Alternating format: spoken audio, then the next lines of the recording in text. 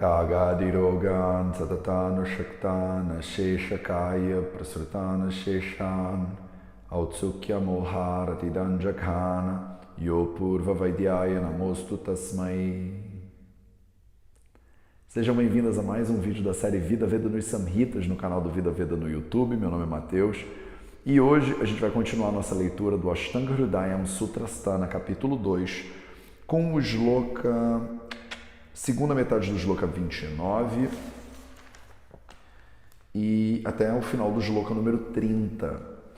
Bom, algumas coisas primeiro. Espero que não esteja muito eco. Eu estou gravando num quarto vazio aqui em Berlim. Eu estou vendo lugares onde talvez eu vá morar, né, a partir do ano que vem, quando eu terminar minha obrigação lá na universidade, na Gujarat. E uma parte do ano eu quero passar aqui em Berlim, que é uma das minhas cidades preferidas de todo mundo. E então eu estou num quarto vazio, num apartamento em obra ainda. Eu espero que não esteja muito eco para vocês. Eu vou tentar reduzir isso na pós-produção, mas às vezes não tem muito como, né? Segunda coisa, desculpa porque a semana passada não teve vídeo pela primeira vez na história do canal do Vida Veda.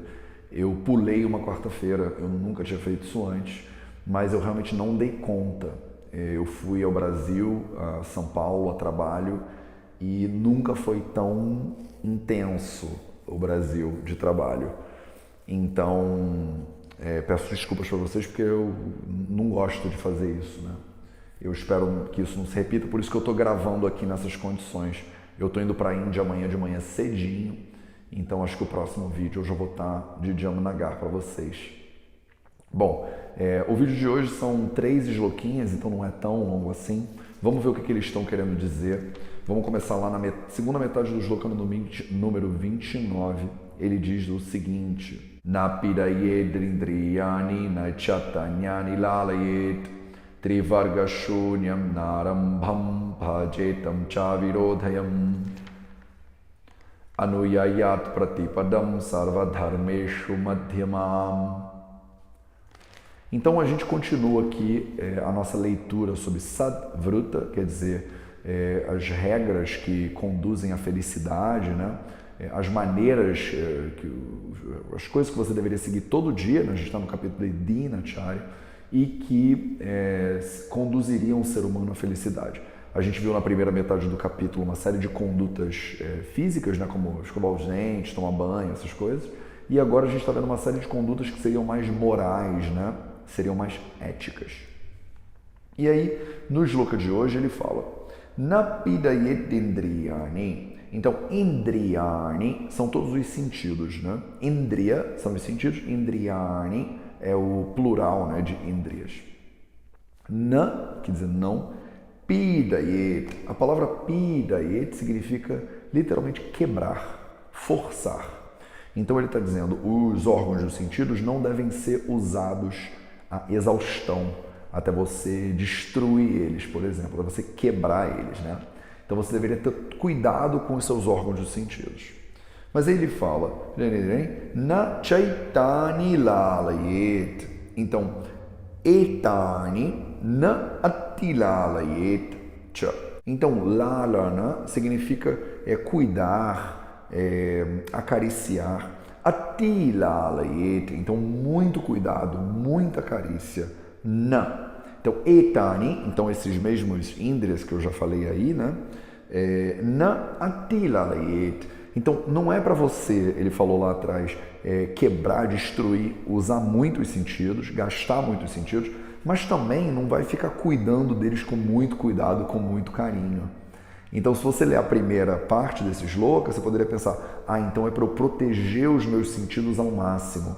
E ele diz, não, você não vai destruir os sentidos ou abusar dos sentidos, mas você também não deveria cuidar deles e com excesso de cuidado, tratar os seus sentidos com excesso de cuidado. Trivarga shunyam narambham bhajetam chavirodhayam. Então, trivarga shunyam, essa ideia de trivarga, a palavra tri significa 3, varga significa literalmente grupos, né? Então, trivargas podem... É um termo que indica muitas coisas. Então, por exemplo, a trindade divina dentro do hinduísmo, que é a criação, a manutenção e a destruição, imagina que a trindade do catolicismo, o Pai, o Filho e o Espírito Santo, isso tudo está dentro da ideia de Trivarga. Então são os três, a trindade, eu acho que seria uma boa tradução. No caso aqui dos Samhitas, se você olhar no comentário, eles deixam isso bem claro, não deixam dúvida, porque você lendo o texto original, você poderia pensar, como assim, Mateus, que trindade exatamente é essa que ele está falando? Está falando do Brahma, do Vishnu e do Shiva? E nos comentários eles deixam bem claro, eles falam, não. Lembra das 4 coisas mais importantes que ele falou lá atrás no capítulo 1? Ele fala Dharma, Artha, Sukha Sadhanam, e Sukha inclui Kamma e Moksha. Então, Dharma, Artha e Kamma são as 3 coisas que ele está querendo dizer aqui como Trivarga, de acordo com os comentários. Então, a gente tem claro o que são esses Trivarga. É o conceito de Dharma, Artha e Kamma. O conceito de lei, de moral, de ética.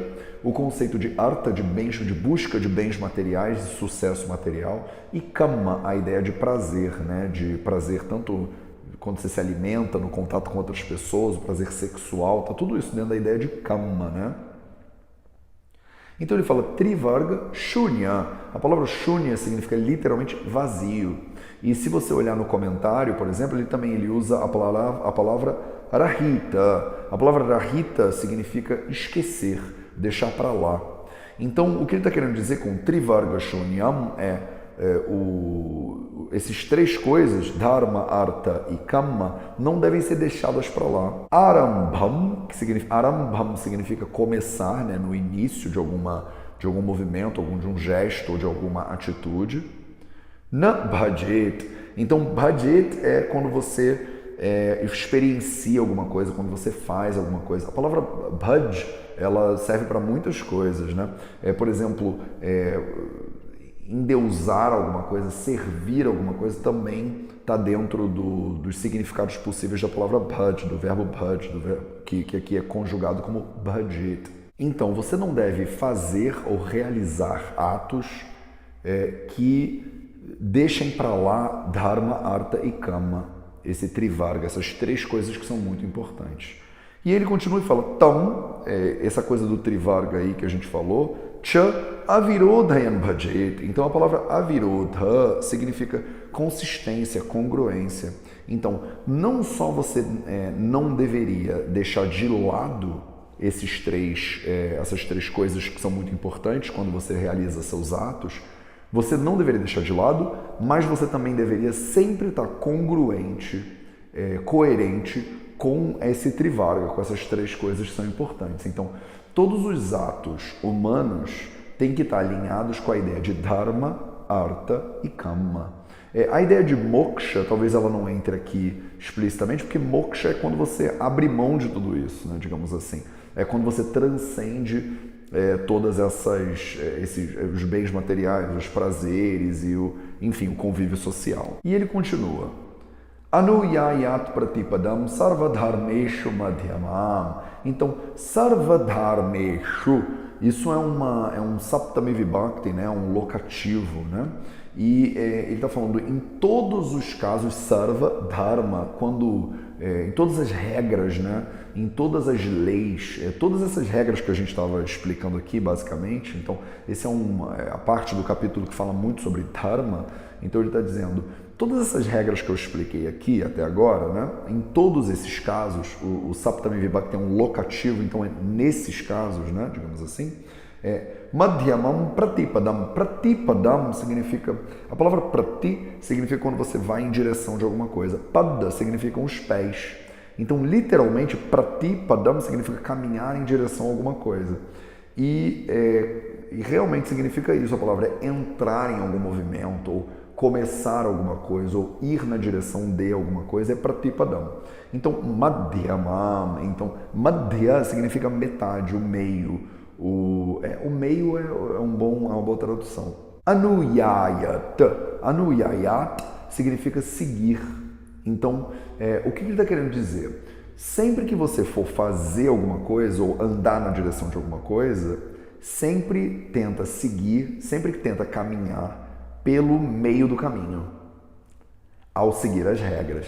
Então, o que ele está querendo dizer aqui é mais ou menos o que os budistas chamam de o caminho do meio, né? Acho que vocês já ouviram falar disso. Então, sempre que você estiver observando essas regras que eu estou listando aqui para vocês, sempre tenta encontrar o caminho do meio. Então, muitas pessoas brigam comigo, dizem, Matheus, você às vezes é meio tolerante, você tenta negociar, né, as coisas, ou então você tenta achar um jeito de facilitar como a pessoa vai seguir essas coisas, você não é muito estrito, né? E é verdade, porque o Samhita mesmo está dizendo. Então, quando você vai tentar colocar essas regras em funcionamento, a gente usa as regras como uma bússola, né? Como um ideal para onde a gente quer ir, como um objetivo, né, da nossa vida. Mas o ideal não pode ser inimigo do possível. Então, você vai tentar sempre fazer o melhor que você pode com o que você tem disponível. Então, se o que você pode hoje é isso aqui, tá bom, então faz o melhor que você pode. Não significa que você vai ser leniente, quer dizer, então hoje eu só vou fazer esse pouquinho aqui e já tá bom. Não é isso. Se você puder ir além, você tem que estar sempre tentando melhorar, tem que estar sempre tentando aprofundar a sua prática.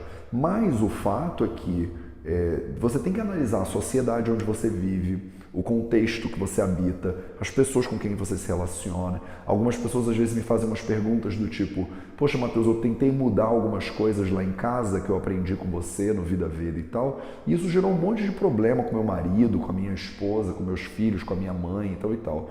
E eu digo, vai com calma, né? Não tem necessidade de você criar um furdúncio enorme em nome do Ayurveda ou do Vida Veda. Você não vai me arrumar problema, por favor, com seus familiares. Né? Daqui a pouco está todo mundo odiando o Matheus, porque você está radicalizando a vida de todo mundo.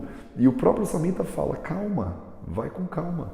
Você, quando está tentando aplicar essas regras todas, quando você está tentando viver de acordo com o Dharma, de viver de acordo com os Samhitas, usa sempre o caminho do meio. Então tenta entender esses ensinamentos da melhor forma que eles podem se adequar à sua vida e tenta melhorar sempre. Espero que tenha ficado claro. Foram só 3 sloquinhos pequenininhos e vamos para o nosso minutinho de sânscrito.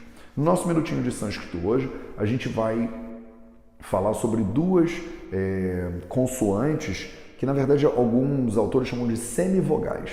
Então, a primeira dela é o ia, que a gente escreve como Y-A, né?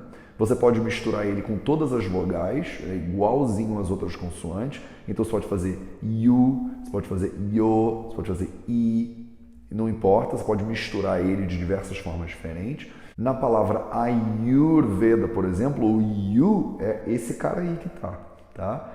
E a outra semivogal, digamos assim, que a gente vai falar hoje é o r.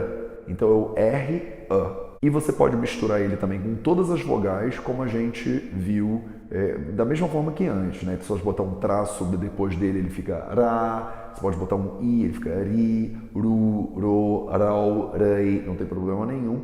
E ele também entra, muitas vezes, como no Ayurveda. O r de Ayurveda é esse cara aí. A gente vai aprender a entender como ele se mistura com outras consoantes, de maneiras bastante interessantes, um pouco mais para frente. Então, no nosso minutinho de sânscrito hoje, a gente viu as consoantes ia e ra, que também são consideradas semivogais, né?